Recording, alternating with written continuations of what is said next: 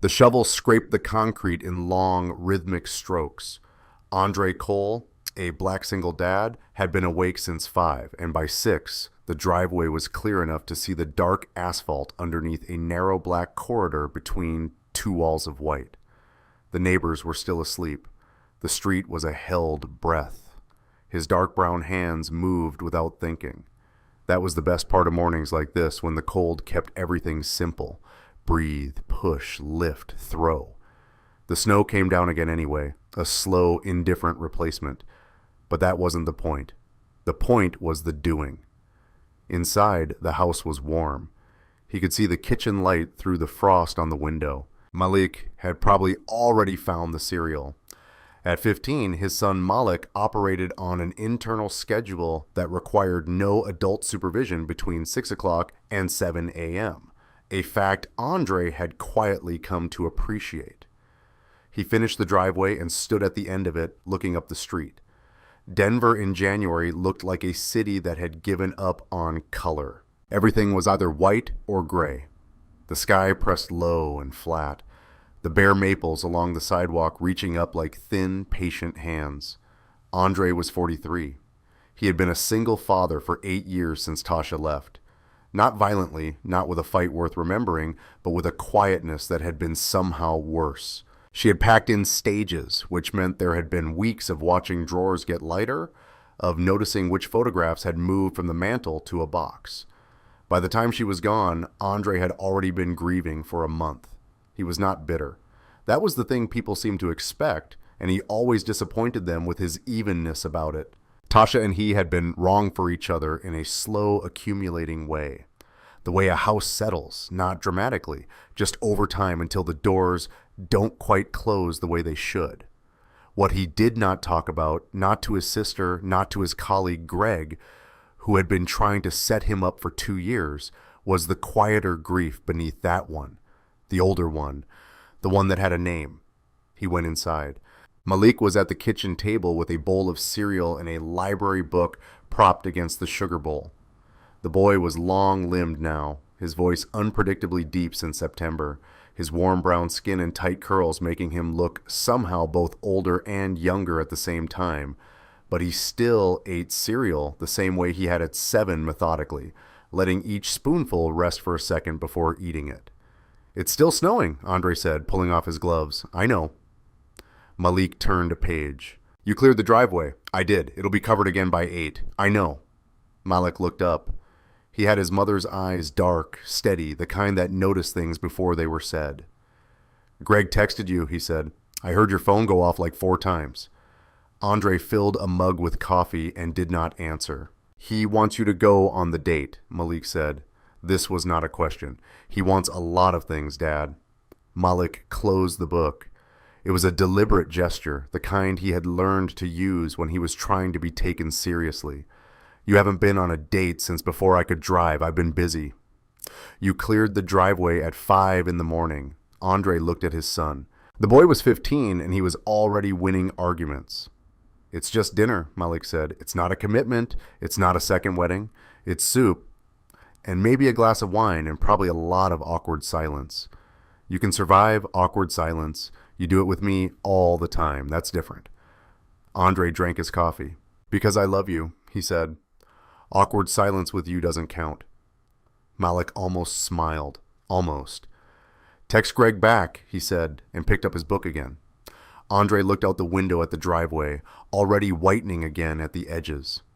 As a black man who had built his whole world inside this small Denver house, he thought about a woman he hadn't spoken to in 20 years. He thought about a coffee shop in Boston with fogged up windows and a radiator that made a sound like knuckles on a door. Then he picked up his phone and texted Greg. Fine, one dinner. The restaurant was called Carver's, and it was the kind of place that understood winter low ceilings. Warm light candles and short glasses on every table. The sort of place where the noise outside stopped mattering. Andre arrived 7 minutes early. He ordered water and arranged the silverware twice and reminded himself that this was Greg's idea and he had already survived 12 years of Greg's ideas, including the time Greg had convinced him to take up recreational ice climbing. At 7, the door opened. She came in from the snow. That was the first thing she was covered in it, the shoulders of her dark coat white.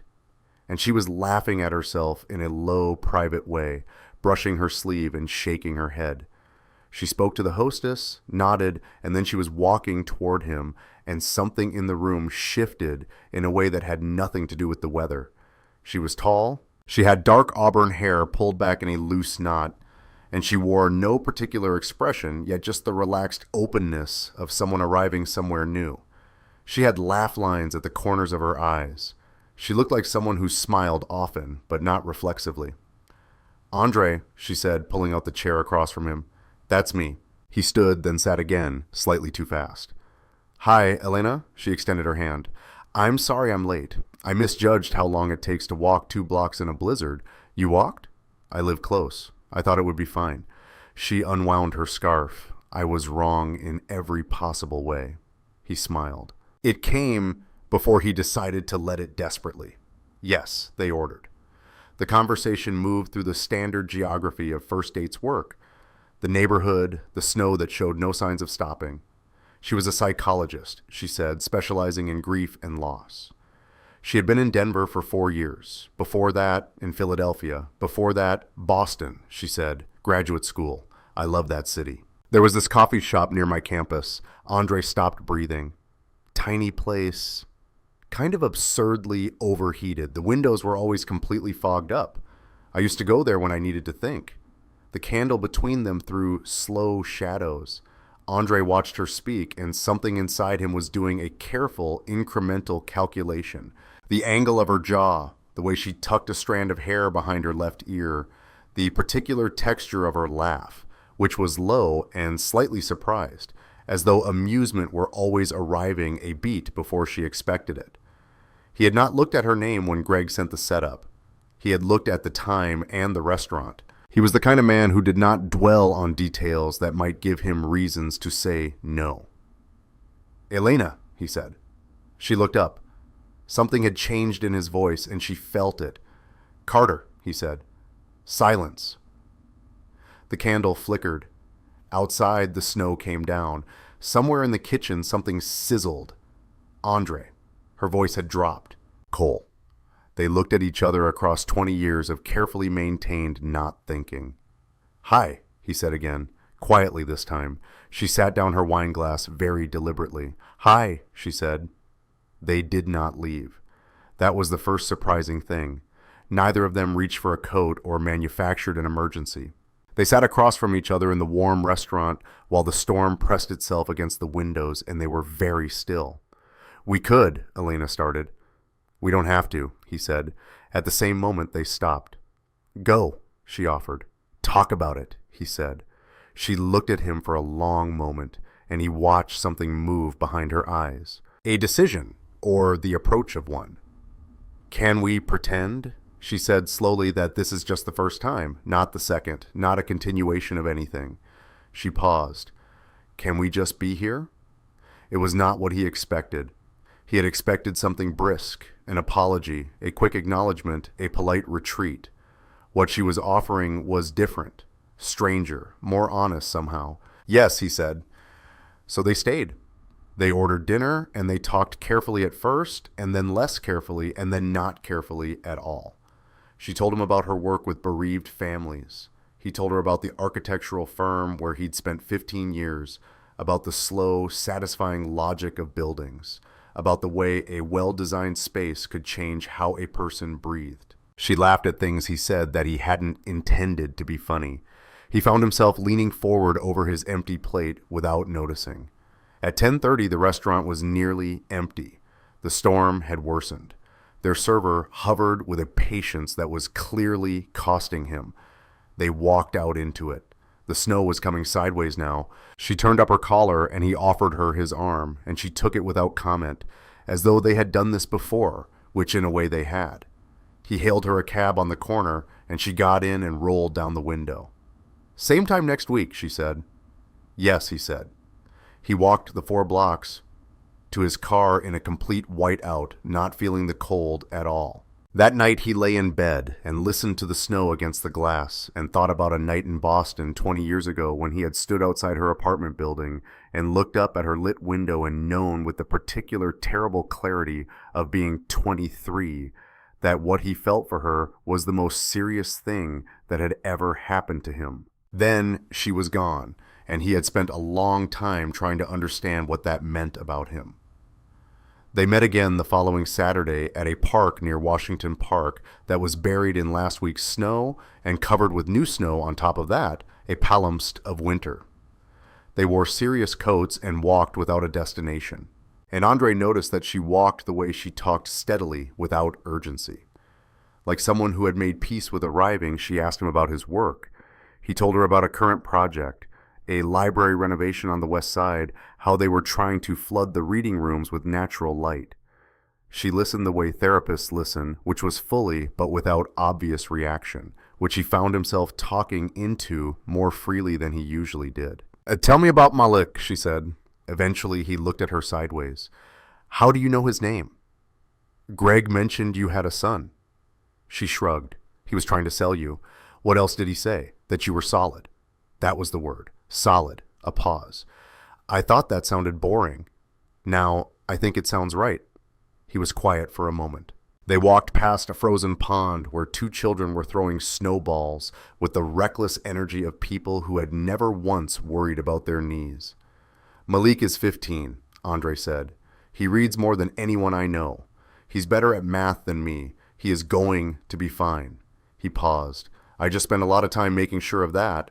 What does he think about all the making sure? Andre smiled. He finds it unnecessary. He's probably right. She didn't press. He found that he wanted to give her more anyway. He told me to come tonight. Andre said last week he's the one who actually convinced me to go. Elena laughed that low. Slightly surprised laugh. Smart kid. He has opinions. He sounds like someone raised by a person who takes things seriously. Andre looked at her. She was watching the children at the pond. Not him. But there was a softness in her profile that he recognized from a long time ago. Not nostalgia exactly, but something adjacent to it. He wanted to ask her why. He had wanted to ask her for 20 years. He did not ask her yet. 3 weeks into January, on a Thursday night, when the temperature had dropped to single digits and the city had gone very quiet, there was a knock at Andre's door at 8. Elena was standing on his porch in her dark coat with snow in her hair and an expression he could not read. She was carrying nothing. Her hands were in her pockets. "Can I come in?" she said. He stood back. She came in and stood in the hallway and looked around at the house, the coats on the hooks, the boots by the door, the framed blueprint on the wall that Malik had given him 2 years ago as a birthday present, and the photo of a younger black Andre with Tasha and a small Malik grinning between them on the entry table. "Malik's upstairs," Andre said. "I won't stay long." She turned to him. "I need to tell you something. I've been trying to find the right moment, and I've decided there isn't one. So this is it." He waited. She took a breath. "The summer before we were supposed to move in together," she said, "your mother called me. The hallway was very quiet. She called me." "Sue," Elena said. "She told me about her diagnosis. She told me that you hadn't told me yet because you were trying to figure out how to manage it without upending our plans." She paused. "She told me that you were going to give everything up the fellowship, the job in New York, because you didn't want to leave me behind and you couldn't ask me to follow you." Andre did not speak. Something in his chest was very still, the way ice is still. She wasn't asking me to leave. Elena said she wanted me to understand what was happening, but I understood more than she intended. I understood that if I stayed, you would stay, and you would resent it eventually. Maybe not consciously, not deliberately, but it would be there. And I loved you too much to let you build a life out of a sacrifice you didn't choose. "Elena, I told myself it was a generous decision," she said. "I told myself I was protecting you." Her voice was steady, but her hands were not. She pressed them together. I was also terrified. I was 23, and I was terrified of being the reason a person gave up his life. So maybe it was both things. Maybe it was generous and also cowardly. I don't fully know. Andre looked at her. Something was rearranging itself behind his ribs, like ice breaking up in a river. Not violently, just shifting. the long-held shape of things giving way. I spent 12 years thinking I wasn't enough, he said. His voice was quiet, not angry, just level in the way of things that have been true for a very long time. I know. Her eyes were very direct. You weren't supposed to think that. What was I supposed to think? I don't know. That it was complicated, that people do difficult things for reasons that make sense to them in the moment. A pause. That I was not indifferent to you. He looked at her for a long moment. The house settled around them with a soft creak. Upstairs, he heard Malik's door open and then close again. You didn't leave because I wasn't enough, he said. I left, she said, because you were too much to lose. He turned away. He stood at the window and looked at the street. The snow had blurred the streetlights into soft halos. He thought about his mother, who had been gone for 11 years now. He thought about the version of himself that had spent a decade in a mild, functional fog. Not depressed exactly, but reduced like a fire banked down to its lowest sustainable heat. He had been living with the wrong explanation, and the wrong explanation had shaped almost everything. I need some time, he said. He turned back. Not because I'm angry, I just need to. I know, she said. I'm not going anywhere. You said that once before. This time, she said quietly, the choice is yours. He called in sick on Friday. He did not call in sick. He told his assistant he would be working remotely. Then he sat at his kitchen table with a cup of coffee that went cold and did not work remotely. He had built, he realized, a very careful life. Careful in the way of a black man who has learned not to trust stillness because stillness, in his experience, preceded departure. He had been a good father. He had been a competent professional. He had loved Malik with a completeness that required nothing from the outside world, which had been, he now saw, partly by design. He had not let anything in that he could not also let go of without catastrophe. Elena had not been a cautious choice. She had not been practical or safe or temporary. She had been the thing that happened before he learned to be careful. The experience he had used afterward to calibrate all his distances. He was not a man prone to self-pity, but sitting at the table in the white morning light, with the snow falling again outside, always falling, relentlessly replacing itself, he allowed himself to feel the full length of what had been taken from him. Not by her, not intentionally, but taken nonetheless. 20 years of living inside the wrong story, he told no one. He went through the week like a man underwater, functional, unhurried, unreachable. He texted Elena twice, brief and honest. I'm thinking I'll be in touch. She responded both times with a single word. Okay. The restraint of that not pushing, not filling the silence with apology or explanation was something he noticed. It was the kind of restraint that took real discipline. It occurred to him, not for the first time, that she was very good at her job. He was also afraid. He was 43 and he had a son and a mortgage and a renovation project and a routine that worked. And Elena was Elena. She was the kind of presence that did not leave room for equilibrium. He had always known that about her. It was part of why he had loved her. It was part of why loving her was terrifying. He decided he needed time, more time. He told himself this was reasonable. Malik noticed on day 4. He did not say anything immediately. He set the table for dinner without being asked, which was already a sign. He ate his pasta with the careful attention of someone who was thinking about other things. He asked Andre one question about the library project, listened to the answer, and then was quiet for a while. You're doing the thing, Malik said. Andre looked up from his plate. What thing? The thing where you get very still and very practical and you stop making jokes. Malik twirled his fork once. You only do it when something matters. I'm fine. I didn't say you weren't. Andre set down his fork. Elena told me something about why she left a long time ago. I'm processing it. Malik looked at him steadily. Okay, it's complicated. Is she a good person? Andre was quiet for a moment. Yes. Do you want to see her again? It's not that simple, Malik. I know. But do you want to? Andre looked at his son, the length of him, the seriousness of him, the particular way he asked questions that sounded simple and were not. He thought, I raised this person, whatever else I got wrong. Yes, Andre said. Then what are you waiting for? I'm worried about you. Malik was still for a moment. Something moved in his expression, not surprise, but recognition. The way you recognize something you have suspected for a while, Dad, he said. He put down his fork and pushed his plate slightly to the side. I'm 15.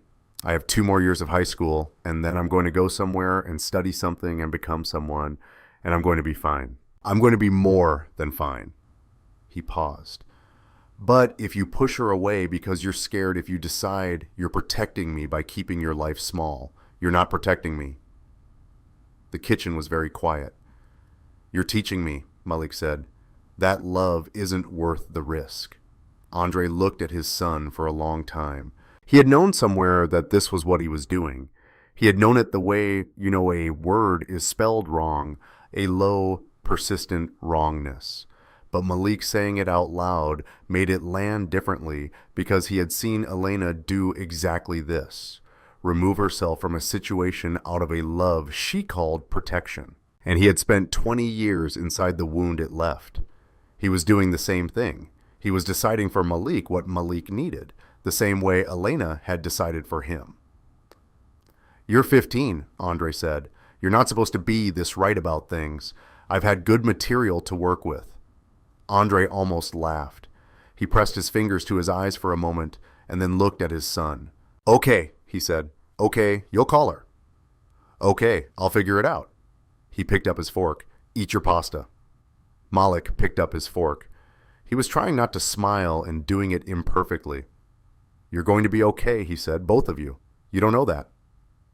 I know you, Malik said simply. He did not call her immediately. He sat with it for a week, which he knew was both necessary and slightly cowardly, and he was at least honest enough with himself about the second part. She had moved to Denver 4 years ago. He had spent those 4 years living 40 minutes away. Their paths had required a specific, unlikely chain of events to cross a colleague's well-meaning interference. A restaurant that understood winter, a snowstorm with a sense of timing. He had a box in the back of his closet that he had not opened in 11 years. He opened it on a Wednesday evening after Malik had gone to bed. Inside a handful of photographs from his early 20s, a broken watch he had forgotten about, and a Boston University library card with his 22-year-old face on it, younger than Malik was now, smooth with an ignorance that looked from this distance almost sweet. Beneath the library card was a photograph he did not remember keeping. A coffee shop, the windows completely fogged, 2 people at a corner table. He couldn't see their faces well. The picture had been taken from across the room by someone he no longer remembered, but he recognized the way one of them leaned toward the other. He sat on the floor of his bedroom for a long time with that photograph in his hand. He had not been protecting himself. He had been rehearsing for a loss that had already happened. He had been treating the scar tissue as if it were the wound. He put the photograph on his nightstand. He went to bed. He slept better than he had in a month. In the morning, he texted Malik, who was already at school, a single sentence. I'm going to fix this.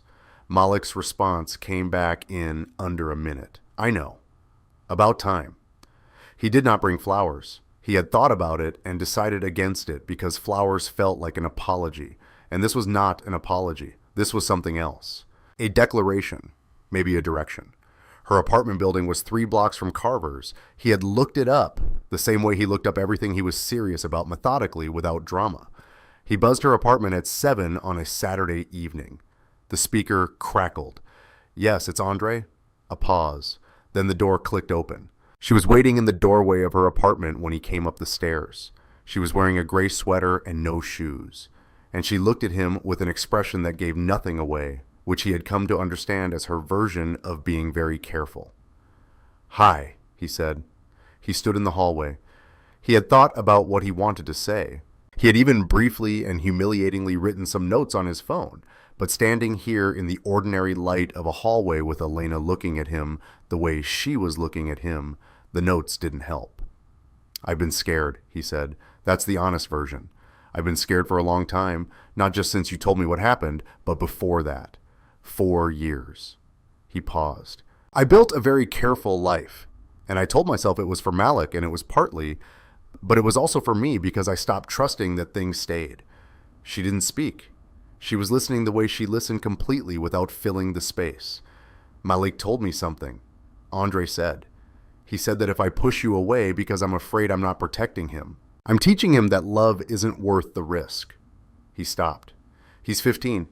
He shouldn't be that right about things. Elena's mouth curved slightly. He sounds like someone raised by a good father. He's going to be insufferable by the time he's 30. I'd like to see that. The hallway was warm outside. He could hear the snow, the particular silence of heavy snowfall, the way it muffled everything into something almost gentle. I'm done choosing fear, he said. He said it quietly without performance. I've spent a long time in the place you put me, not blaming you for it. I understand why you did it, but I'm not doing it anymore. She was very still. I choose you, he said. Not because of who we were, not because of the coffee shop in Boston, or because of 20-year-old feelings that never quite went away, but because of who you are now and who I am now. And because I'm standing here in your hallway in January, and I'm done finding reasons to be somewhere else. She was quiet for a moment. Her arms, which had been crossed, not defensively, just for warmth, came unfolded. I'm not going to disappear again, she said. I should have said that to you in the hallway at your house, but I want to say it clearly. I made a decision for you 20 years ago, and I was wrong to do it. Even though I understand why I did it, she paused. I'm not going to make that mistake again. Whatever happens, I'm here for the whole thing. The hard parts included. He looked at her, she looked at him. Okay. He said, okay, she said. He stepped forward, she stepped forward. They met somewhere in the middle of the hallway, which was warm and ordinary and lit by a single overhead light that was slightly too bright. And it was nothing like the movies, which was exactly right, he thought, which was exactly them. February became March, and March became April, and Denver did what Denver did, cycled between genuine spring and a late snowstorm that arrived without apology in the middle of a warm week. By May, the snow was gone. By July, Andre had almost forgotten what his house had looked like before Elena started leaving a second coffee mug on the right side of the drying rack. Almost. On a Saturday in late January, a full year after the blind date, the year having turned itself over in the patient way of years, Andre stood in the kitchen doorway and watched. Malik was at the table explaining with considerable animation the details of a basketball game he had apparently been central to, a game that had occurred 2 days ago and showed no signs of losing narrative importance. He was using his hands. He kept saying, and then no wait before that, and starting over. And Elena was listening to each version with equal attention, which Andre recognized as genuine rather than performed because Elena did not do performed. She was at the stove, half turned toward Malik, stirring something that smelled like her mother's recipe for chicken soup, or what she had described as her mother's recipe, approximated from memory and modified by what was actually in the refrigerator. She had a wooden spoon in her hand, and she was using it to gesture at appropriate moments in Malik's story, which Malik appeared to find encouraging. The kitchen was warm, the window above the sink showed a gray sky, and the bare-topped trees of the neighborhood, and beyond them the distant white suggestion of the mountains. January again, the city quietly becoming itself. Andre leaned in the doorway and did not announce himself. He watched his son's hands. He watched Elena laugh at something surprised by it. The way she always was, like amusement arrived slightly before she'd prepared for it. He thought about the shovel, scraping concrete in the dark. He thought about the 12 years of mornings he had conducted with precision and without witnesses. He thought about the box in the back of the closet and the photograph on his nightstand, which he had looked at twice since putting it there and which he planned to leave there indefinitely. He thought about Malik saying, "You're teaching me that love isn't worth the risk." And he thought about what he wanted to teach his son instead. Malik caught him in the doorway. "Dad, tell her the version with the three-pointer." There were 2 three-pointers, Andre said, pushing off the frame and coming into the kitchen. "The second one," Malik said. "The second one," Andre agreed. And Elena turned from the stove and handed him the wooden spoon without being asked. The way you hand someone something you have decided belongs in their hand. and he took it and stood beside her at the stove and felt the warmth coming off it, and the warmth coming off the room, and the warmth of the ridiculous and careful and improbable life he was standing in the middle of. Malik was still talking. Outside, snow began to fall quiet, unhurried, covering everything in white the way it always had and always would. But inside, there was light, and something cooking, and the sound of a person explaining a basketball game to an audience of two who were not at that exact moment listening as carefully as they should have been because they were looking at each other instead.